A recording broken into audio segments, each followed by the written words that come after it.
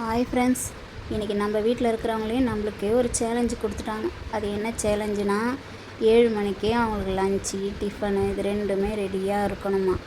அதனால் சரின்னு சொல்லிட்டு காலையிலேயே சாணியை கொண்டு வந்துட்டு நல்லா வாசலை தெளித்து விட்டு சுத்தமாக வாசலை கூட்டிட்டு ஒரு குட்டியாக ஒரு கோலத்தை போட்டு வீட்டுக்குள்ளே நான் போகிறதுக்குள்ளேயே எங்கள் வீட்டுக்காரர் காஃபி போடுறேன்னு சொல்லிவிட்டு அடுப்பெல்லாம் பாலை பொங்க விட்டுட்டார். சரின்ட்டு அவர் ஒரு 2 திட்டிட்டு அடுப்பை நல்லா சோப்பு போட்டு சுத்தமாக தொடச்சிட்டு ஒரு ட்ரையாக துணி போட்டு தொடச்சா அந்த துணியை சோப்பெல்லாம் வந்துடும். சரின்ட்டு நல்லா சுத்தமாக தொடச்சி எடுத்துகிட்டு சரி இப்படி அடுப்பு விடுறதுன்னு சொல்லிட்டு ஒரு வத்தி ஏற்றி வச்சுட்டு நல்லா போக காமிச்சிட்டு குழம்பு தாளிச்சிடுவோம் அப்படின்னு சொல்லிட்டு கடாயை வச்சுட்டு கடுகு போட்டு வெங்காயம் தக்காளி வதங்கினதுக்கப்புறம் தேவையான அளவு குழம்பு மிளகாத்தூள் போட்டுருவோம்.